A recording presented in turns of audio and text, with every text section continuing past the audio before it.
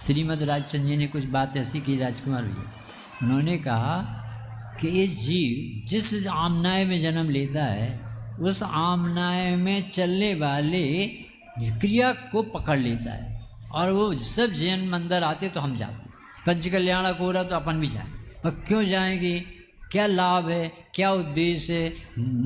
क्या तकलीफ है, क्या समाधान मिलेगा, क्या प्रॉब्लम है, अपने वो लक्ष्य ही नहीं बनाता तो वो विकल्प की पूर्ति होती, राग की कक्षा पास करके चला जाता बाबा। और श्रीमद जी ने कहा कि जिस आमनाय में संप्रदाय में जो जन्मा है उसकी पूर्ति तो करते सारे जगत के लोग मिलते, पर संप्रदाय को एक तरफ रख के और अपनी मुमुक्षुता जगा करके यदि तू जनवाणी सुनेगा तो ही तेरे मोह का अभाव होगा। यानी प्रॉब्लम है मोह का अभाव कैसे, तुझे मुमुक्षुता आना चाहिए, छूटने की भावना आना चाहिए कि मैं किस तरह से बनाऊं। प्रतिकूलता से निपटने का भाव तो आता है पर अपने मोह से निपटने का नहीं आता, विकल्प ही नहीं होता। फिर उन्होंने दूसरा कहा कि अच्छा मुमुक्षुता आ गई तो इसकी पहचान क्या, कि ये सत्पुरुष के चरणों में बैठने वाले को आपात, इसका आदर आना चाहिए जो ज्ञानी जन, यानी उसे लगना चाहिए कि स्वामी जी कैसे आत्मज्ञानी थे, बड़े पंडित जी कैसे आत्मज्ञानी, इनकी विदेशन निकलते कहाँ से, ये बोलते कहाँ से। तो आपका ज्ञान इतना पहना होना चाहिए कि आत्मज्ञानी को पहचाने के भीतर से, ये बिना अनुभव के इनकी वाणी नहीं निकलती। तो पता कैसे चले कि हमें मुमुक्षुता है, कि तू बंधन से छूटने के अभिलाषी बन के बैठ। ये मोक्षार्थी जीव राजा को जान, देखा मोक्षार्थी का छूटना चाहता हो दुखों से, तो आत्मा जानने के अलावा और कोई नहीं, क्योंकि यही काम भर आज इस जीव ने कभी नहीं किया। पे निज आत्म ज्ञान बिना सुख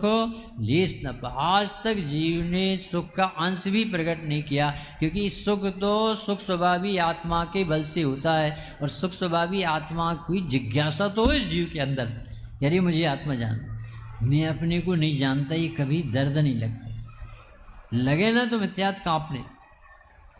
तो उन्होंने कहा कि सत्पुरुष को खोज, तुझे मोक्ष की प्राप्ति ना हो तो मेरे पास, इतनी ताकत से सत्पुरुष के बारे में। फिर उन्होंने कहा कि सत्पुरुष के खोजने में कुछ गड़बड़ी तो नहीं हो जाएगी, कि यदि तुझे परिग्रह का बड़प्पन रहेगा तो मिलने पर भी नहीं मिलेंगे, तुझे क्षयपशम का बड़प्पन रहेगा तो नहीं मिलेंगे, तुझे अपनी महिमा भर गई होगी विषय कसाय वाली, और तू गुरु को भी नहीं गिनेगा उनके साथ, तो चूक जाएगा। भगवान लगना चाहिए, पारमेश्वरी बुद्धि लिखी हो,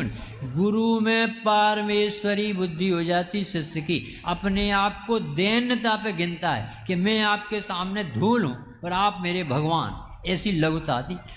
दीनता नहीं आती, लघुता, और उनसे स्वाभिमान सुनने में। देखो धर्म कोई कठिन नहीं होता, इतना सरल है कि इंद्रभूति जैसा गृहीत मिथ्यात वाला प्राणी, और एक दिन में क्या, कितनी देर में सम्यक दर्शन भी ले लिया, मुनि दशा भी ले ली, 4 ज्ञान धारण कर लिए, गणधर पद ले लिया, 63 रिद्धि का धारी भगवान महावीर स्वामी के बाजू में, और बिना देशना के, पूर्व के संस्कार, पूर्व की देशना ज्ञानी जनों से सुन। काम इतना सरल है पर है रुचि, गहरी रुचि चाहिए, ऐसे चाहिए जैसे बहन श्री को थी, निहाल भाई को थी, ज्ञानी जनों को जैसी रुचि अपन ने 2-4 के नाम सुने, श्रीमद जी को थी, स्वामी जी को थी।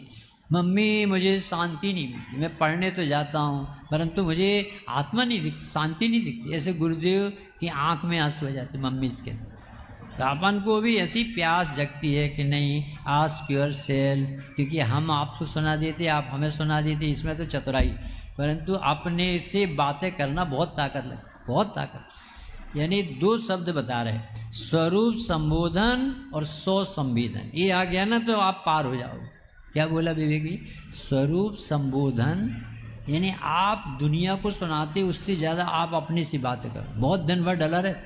पर सुनाए कैसे, जरूरत तो